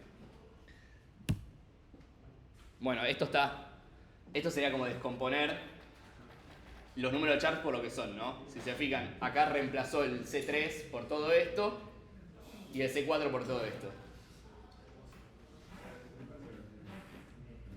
Hermoso. Bien. Y si se fijan, acá lo que hace es, bueno, evalúa, o sea, directamente reemplaza estas versiones de XF acá adentro, si no me equivoco. Entonces, F3 la reemplaza por F. En todos lados donde dice F3 reemplaza por F. No, perdón, hace primero esta reemplazo. Hace color value acá. Reemplaza primero esta F en X4, en F4 y X en X4. Entonces le queda todo esto. Después reemplazan F en F3 y todo lo demás en X. Y le queda esto de alguna manera. Hermoso. ¿Esos son reducciones beta? Sí, esos son reducciones beta. O sea, está haciendo reducciones beta de esto. Que al final le queda esto, si se fijan. O sea, antes de que efectivamente lo evalúen el C3 más 4 en algo, ya queda de la forma de C7. Por magia. O sea, da así. Porque es eso, o sea, si ustedes reemplazan por lo que ya dice acá, por fx, tipo lo reemplazan acá, les queda esto. Esto es el resultado de C4fx, le queda esto. Y si usan estos argumentos, tipo la primera f y todo lo que sigue como argumentos acá, bueno, f3 la reemplazan por f, que va a quedar f acá en estos 3 lugares, y x3, que es este choclo de 3 f's, lo reemplaza también acá. Y le termina quedando este encadenamiento, que es aplicar 7 veces f, le queda C7. No importa tanto, o sea, si lo ven de la otra manera, comprimido, también es útil. Si les sirve más verlo así, como, che, al final, tipo, che, posta, lo reemplazando me da buenísimo. Sí, o sea, tendría sentido que reemplazando D, pero si a ustedes les sirve más la forma comprimida, lo pueden ver de esa manera. A mí me sirve más la forma comprimida. Bueno, acá lo generaliza, ¿no? La función suma. Porque si se fijan, acá está definiendo 3 y 4 como el número de chars resultante de 3 y 4. Acá directamente está diciendo, che, yo quiero sumar 2 números. Entonces, los parámetros no son solamente f y x, sino que los parámetros son n y m, o sea, 2 números de charge, y el resultado es un número de charge, por eso pone esta firma, ¿no? F y x. Que entonces el n va a ser el primer número de charge, como vimos antes que era el C3, F, y adentro es MFX, ¿sí? Es lo mismo que cuando acá decía C4 y cuando acá decía C3, simplemente lo parametrizó. Dijo, ok, yo no quiero que sea solamente C3 y C4, puede ser cualquier C y cualquier que sea C3 y cualquier otro C que no sea C4 necesariamente. Entonces lo llaman por N y M. Siente que acá nomás lo estás generalizando, ¿no? Porque ahí vimos específicamente el caso de C3 y C4. Acá lo que está haciendo es llevarlo a cualquier suma de cualquier número de charge. Y los pone como argumentos, nada más. Pero la estructura queda igual. ¿Sí? Y van a ver que si, por ejemplo, hacen suma de C3 y C4, lo que va a hacer es reemplazar C3 en N, o sea que acá va a poner un C3, y si ponen C4 como segundo argumento, o sea, reemplaza el M por C4, les va a quedar exactamente lo que decía antes. Tiene sentido, ¿no? Entonces acá tienen definido la función suma de número de charge. Hermoso. Impecable. Ah, ¿alguien quería copiar? Perdón, lo dejo un segundo. Igualmente tienen las diapositivas, así que no pasa nada. Pero bueno, si quieren copiarlo.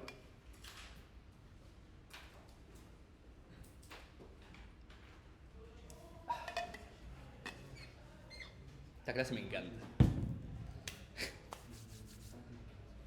Porque nunca van a ver algo parecido. O sea, es como lo más raro que van a ver en la facultad, yo creo.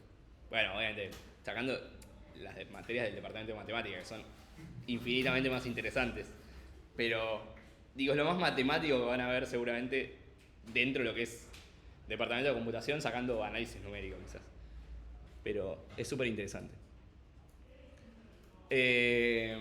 Y es muy fundacional, es muy tipo eso.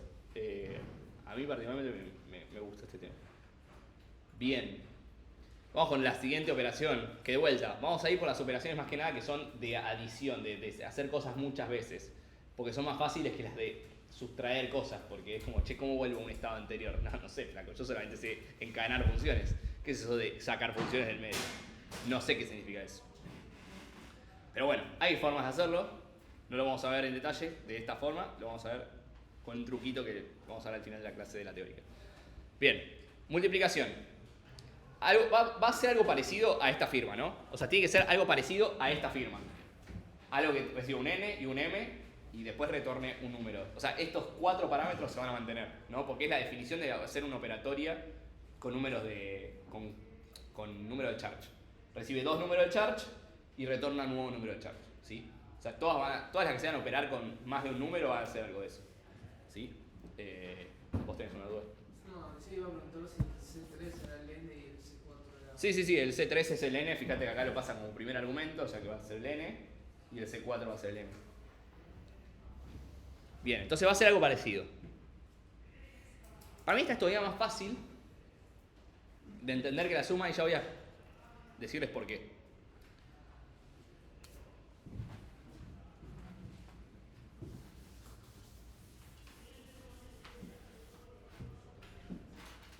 Supóngase que yo tengo, por ejemplo, de vuelta, el C3 not F, ¿no? ¿Qué esto qué implicaba? Tres veces.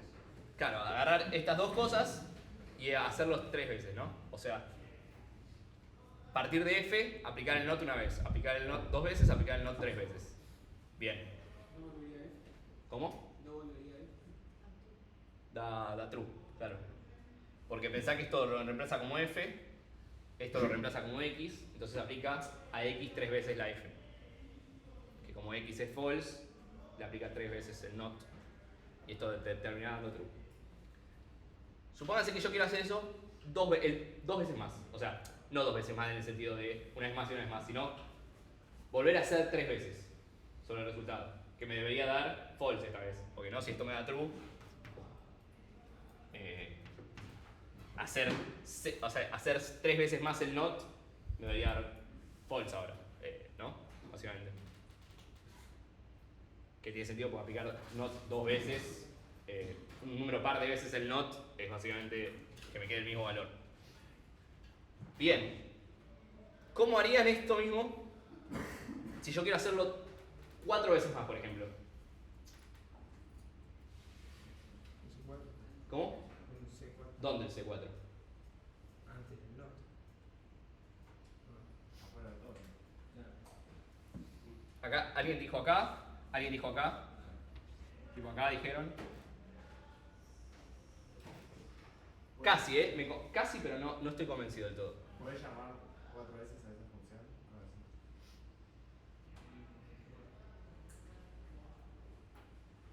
Pensemos un toque, ¿no?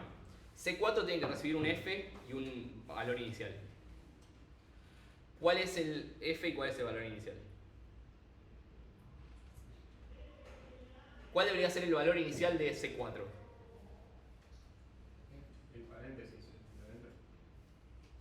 O sea, más allá, olvídate. O sea, si yo quiero partir de que, no sé, quiero aplicar, esto sería como si yo estoy queriendo hacer esto 4 veces, o sea, que quiero aplicar 12 veces el NOT a la F, ¿no? Estoy queriendo hacer esa multiplicación. Estoy queriendo hacer esto que estaba haciendo 3 veces, hacerlo 4 veces, entonces hacer 12 veces.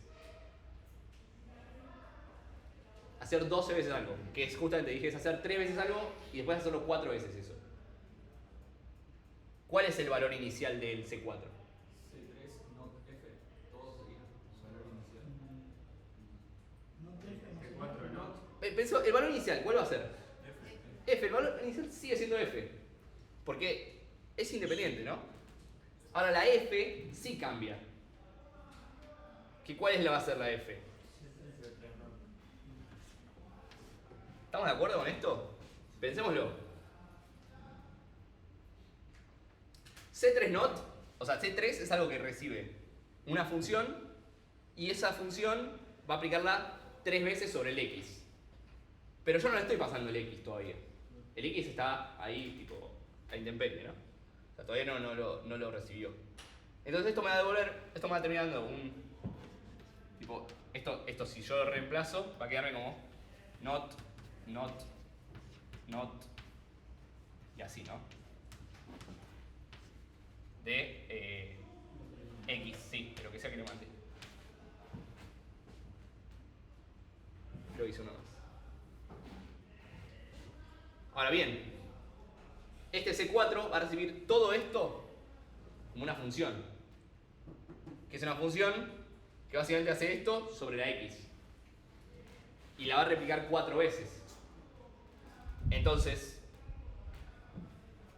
esto va a terminar dando, bueno, lo voy a hacer con 2 veces, por ejemplo, para que sea más fácil.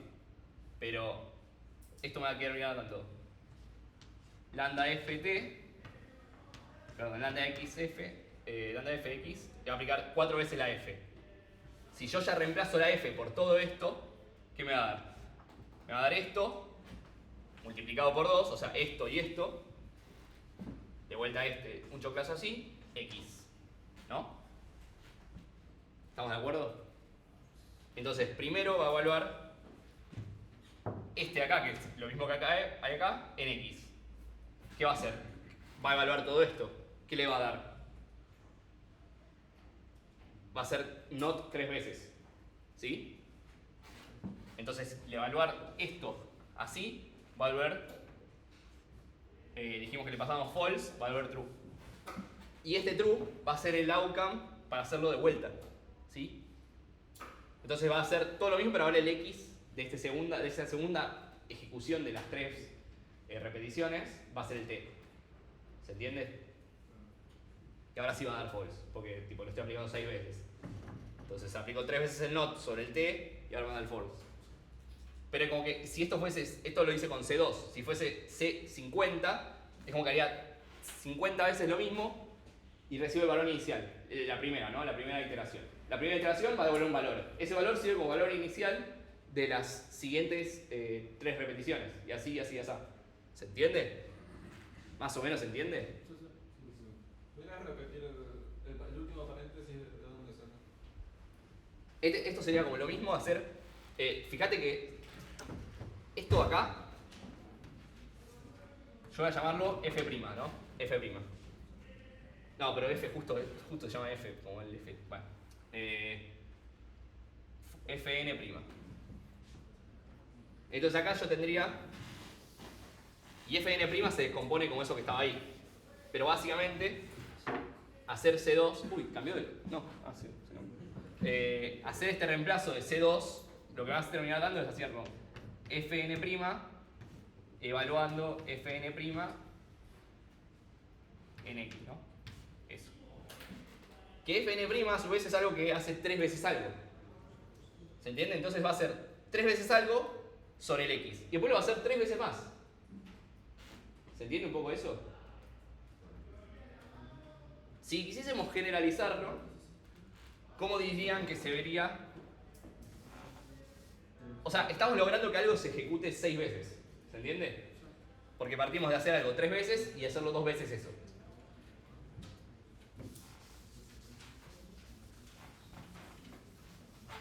Entonces, ¿cómo dirían que es? Dijimos que la firma seguramente sea esto, porque tiene que devolver un número de charge. De la función multiplicación, ¿cómo creen que se vería generalizando esto? Lambda n, paréntesis. O sea, sí, la firma ya la puse. O sea, recibe 2 números de charge y devuelve uno nuevo. Por eso está esto así. Entonces sería n, paréntesis n, f, cierro paréntesis. X. ¿Nos gusta esto? Vamos a ver.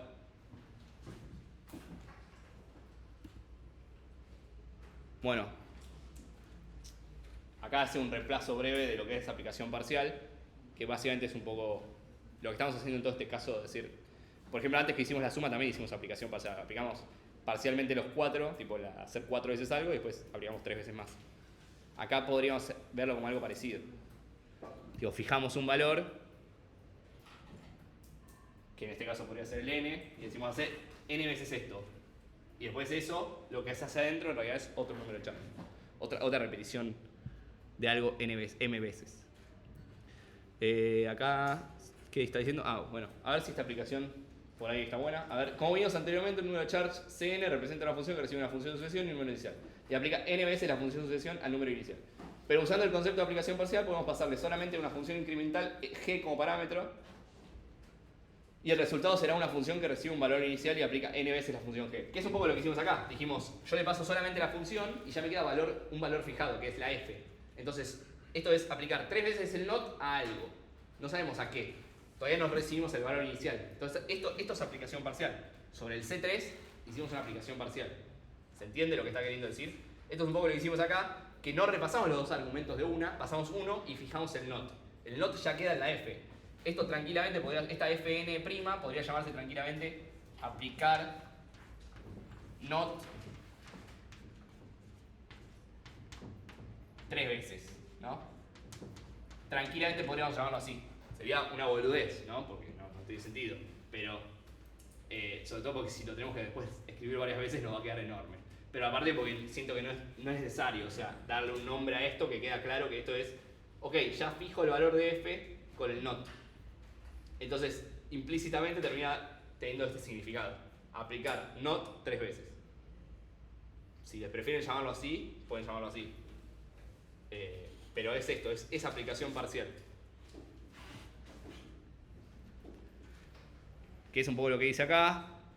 Fíjense lo que hace acá, le pasa el g. Entonces esto es aplicar g, o sea, aplicar la función g n veces a x. Pero la función g ya está fija. Ya no recibe otro parámetro de g, ya está fija en la función.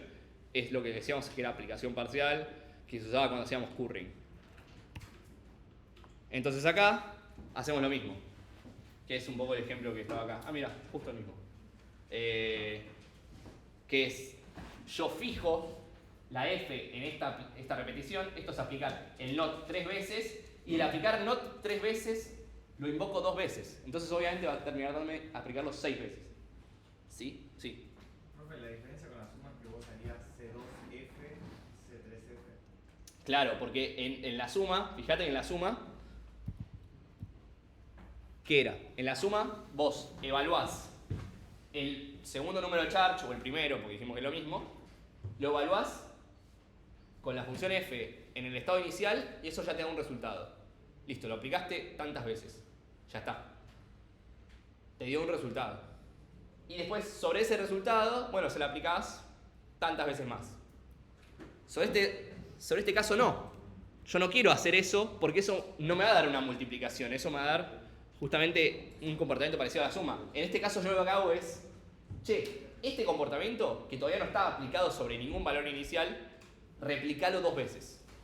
Entonces, replicar 2 veces algo que se está haciendo 3 veces, va a ser replicar esto 6 veces. ¿Sí? ¿Se entiende? O sea, esto acá sería aplicar el not. O sea, por ejemplo, si esto fuese el not, si le fijo el not acá, que es aplicar 3 veces el not acá, si de vuelta yo hago como aplicación parcial de esto, sin pasarle el x, ¿no? Yo hago C2 de esto, es aplicar 6 veces la función not. De hecho, podríamos no evaluarlo en x. Y no evaluarlo en x, el resultado va a ser aplicar 3 veces la función f. Que bueno, le pasé not. Podría pasar cualquier otra función. Bien. Bueno, acá está el resultado. Un poco lo que quise hacer antes. Que es esto. Que básicamente replica, si se fijan, replica 2 veces la... O sea, hace esto, aplicar 3 veces la f, no le pasa el x todavía, entonces te queda esto te queda como la función para el C2. El resultado de C3f es una nueva función que va a ser la f que reciba el C2, la va a replicar 2 veces, y si se fijan, como esto es algo que aplica 3 veces, cuando la reemplace a hacerlo 2 veces, va a ser como si fuese 6 veces, que termina quedando así. Es más fácil que lo sigan ustedes en casa, esto, que yo viéndolo, que seguramente voy a decir 2 veces, infinitas veces, y no va a quedar claro. Así que esto repásenlo, pero básicamente termina dando que se hace 6 veces la f. Esto lo pueden corroborar con las páginas que le pasamos o haciéndolo el cálculo a mano, como quieran ustedes. También pueden usarlo con un valor específico, no con una f teórica, sino pueden pasarle, como por ejemplo le pasamos el not, o pueden aplicarle el and, o lo que quieran. Si hacen el AND, bueno, el AND justo no porque recibe 2 parámetros, pero con cualquiera que reciba un parámetro pueden hacerlo. Bueno, entonces la definición va a ser exactamente lo que escribimos. ¿Sí? Es un poco esa definición que pusimos ahí.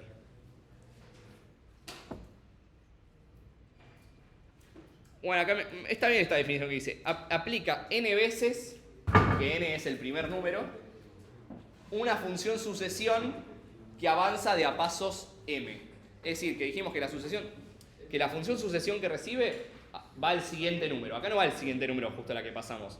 El resultado de esta va a ser una que avanza 3 veces en la sucesión. Entonces avanzar de a 3 2 veces va a ser avanzar de a 6 veces. Nada. Un detalle. Es una forma que lo define, me gustó. Estaba bien. Es una forma de definirlo. Bien. Predecesor. Esto es cuando dijimos que la resta es imposible.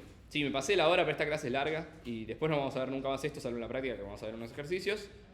Pero después por ahí, hasta que no rindan el final, pueden zafar. Igualmente recomiendo que por lo menos lo repasen para el parcial. Más que nada por las preguntas teóricas. No tanto de reemplazo así, porque va a quedar muy largo, pero algo va a haber. Para que los números del chat puedan representar un sistema numérico, es necesario además poder restar, obviamente. Y para poder restar, el restar nos sirve también para el dividir. Después no vamos a ver el dividir, obviamente, no lo vamos a ver. Pero se puede. Si se fija, fíjense lo que dice acá. Fíjense lo que dice acá, esta oración. O sea, inicialmente Church y sus alumnos no pudieron definir fácilmente la subscripción. Listo, nos vamos. Nos vamos porque no. Si estos chabones que estaban todo el día haciendo esta garcha, tipo, no pudieron hacerlo, menos vamos a poder hacerlo nosotros en 1 hora y media. Pero otro muchacho, que es muy capo, lo van a ver en varios lados, Steven Klein, un tipo muy correcto, muy limpio, encontró una forma de representar la operación predecesor, de la cual se pudo derivar luego la resta y la división. O sea, el chabón no es que pensó la resta como tal. Primero definió un operador que te devuelve inmediatamente el número de charge anterior, o sea, logró hacer el -1, y con el -1, ¿qué pasa? Si lo haces tantas veces, te da menos infinito. Entonces, una vez que definís el -1, ya está. Entonces el chabón se llevó a esto, que está clarísimo, ¿no? O sea, aparece un lambda u por ahí, un lambda x, un lambda gf, tipo, nada. Nunca vamos a ver esto. Y de hecho acá dice, poder entender intuitivamente la función predecesor no tiene sentido, así que o la usamos como herramienta o hay una nueva forma de definirlo. ¿Cuál es la nueva forma de definirlo? Bueno, bien, no están las diapositivas. Bueno, acá la resta la hace fácil porque la resta es básicamente hacer m veces la predecesión, que es lo mismo que multiplicar, ¿no? Y le pasa el n. Fíjense que acá no hay estado inicial, porque no sé por qué. Pero bueno, nosotros vamos a escribirlo de esta manera, el predecesor, pero hay una forma de escribir el predecesor de una forma utilizando listas. Y la forma utilizando listas es muchísimo menos engorrosa de lo que uno cree. ¿Por qué? Y con esto cerramos la clase teórica.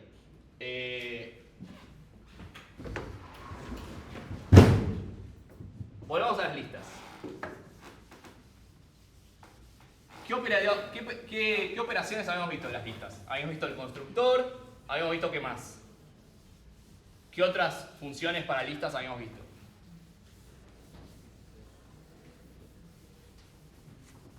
¿Se acuerdan de lo que es una lista? Lo vimos hace media hora. Tipo, parecía una eternidad, pero lo vimos hace media hora más o menos. Era algo que le pasabas dos parámetros a una función constructor pair, le pasabas x e y, y esto te devolvía, ¿no? Esto te devolvía algo que tenía esta pinta.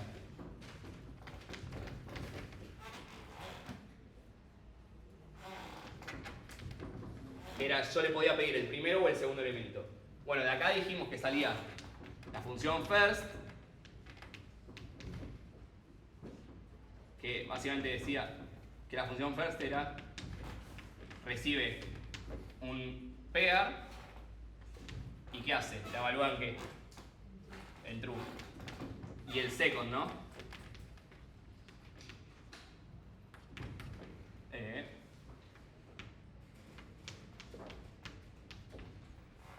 ¿Qué haces? La evalúa en false, ¿no? Tenemos estos dos parámetros. Ahora bien, fíjense esto. ¿Qué pasa si yo hago un pair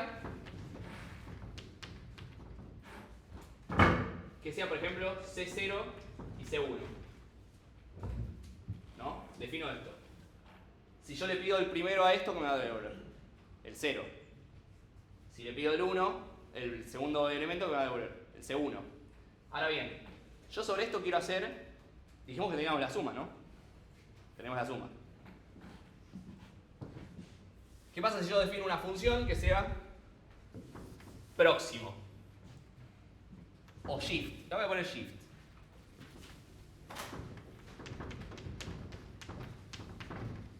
¿Qué quiero que haga esta función shift? Yo quiero que reciba un par, que particularmente va a tener números de charge adentro, y quiero que me devuelva un nuevo par donde me devuelva los mismos dos elementos pero aumentados en uno.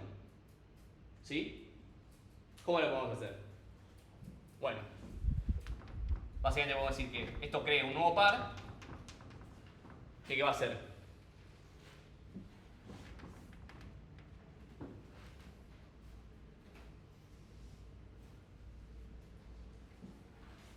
Yo quiero sumar a ambos elementos 1, ¿no? A la lista que tenía, tipo, ahí decía, pair, que yo tenía, por ejemplo, C0 y C1. Que esto vamos a representarlo como phi de C0, C1. Yo quiero que ahora me devuelva, yo quiero que el shift de eso, o sea, esto aplicando el shift, me devuelva una lista que ahora tenga el C1 y el C2. ¿Cómo pueden hacer? C0 más 1, C1 más 1. Sí. Bueno, lo primero que puedo hacer es tipo directamente como primer elemento pongo el C1, ¿no? O sea, el segundo elemento, porque es el siguiente. O sea, acá puedo poner second de P. Bien. Y ahora para el segundo argumento, bueno, me quedé sin cancha. ¿Qué le hago? Bueno, alguien dijo ahí algo de operar. ¿Qué puedo hacer? C1 más 1. Sí, o sea, C1 más C1, ¿no? Algo así. Hago la suma. Lo que hemos visto, esto lo voy a decir acá, ¿no? Esto va a ser suma de el second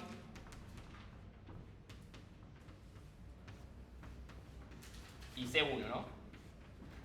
Básicamente esto me va a devolver el siguiente número de charge de lo que estaba en el segundo lugar. O sea que me va a devolver esto. ¿Estamos de acuerdo que me va a devolver esto, no? O sea, muevo el segundo elemento al primero y al segundo le sumo 1, que me va a dar el siguiente número de charge. Me va a dar C2. ¿Estamos de acuerdo? Ahora supongamos que yo quiero obtener dijimos que el objetivo era obtener la función predecesor, pero de manera fácil. Si se fijan, si yo hago esto, tengo siempre el predecesor al número charge este. ¿Dónde lo tengo? En la primera posición.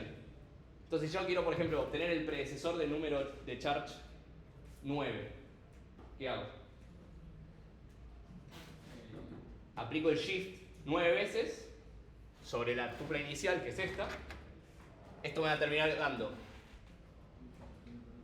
Bueno, aplico 8 veces, ¿no? Porque esto me va a quedar quedando así, así, así, o sea, C1, C2, después C2, C3, después C3, C4, después C5, hasta que llego al C8, C9.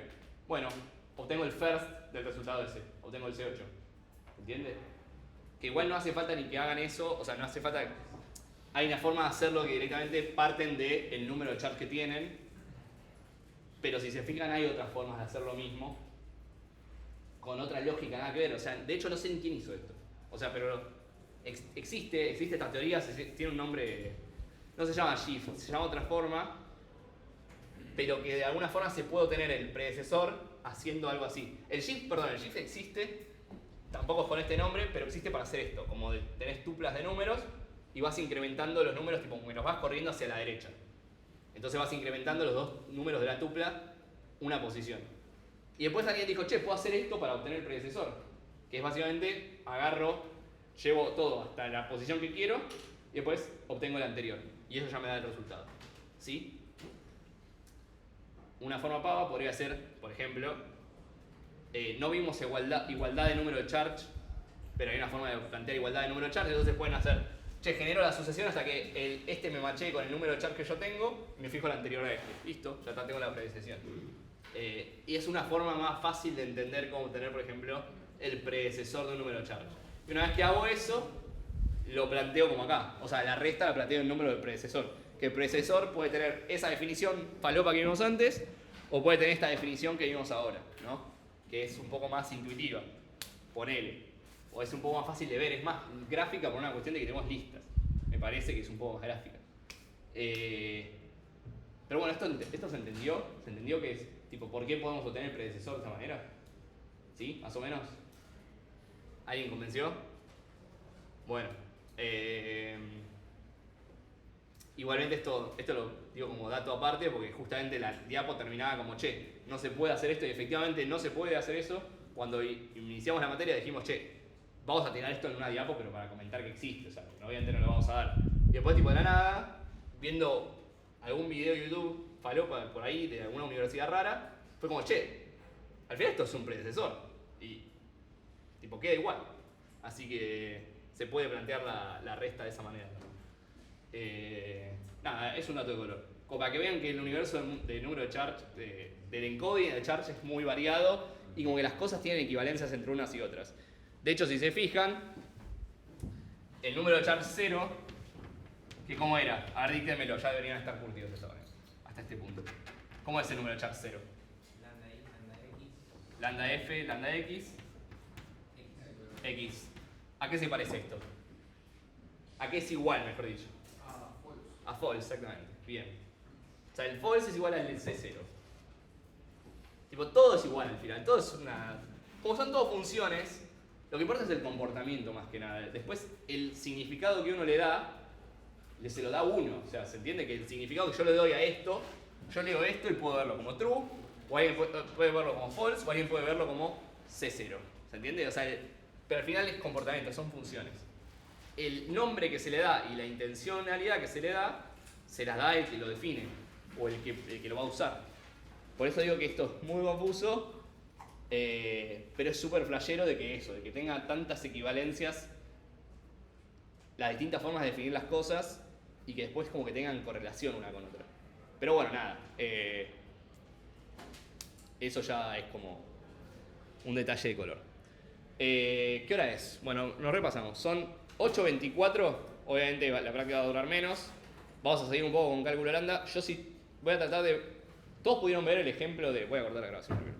Todos pudieron ver el ejemplo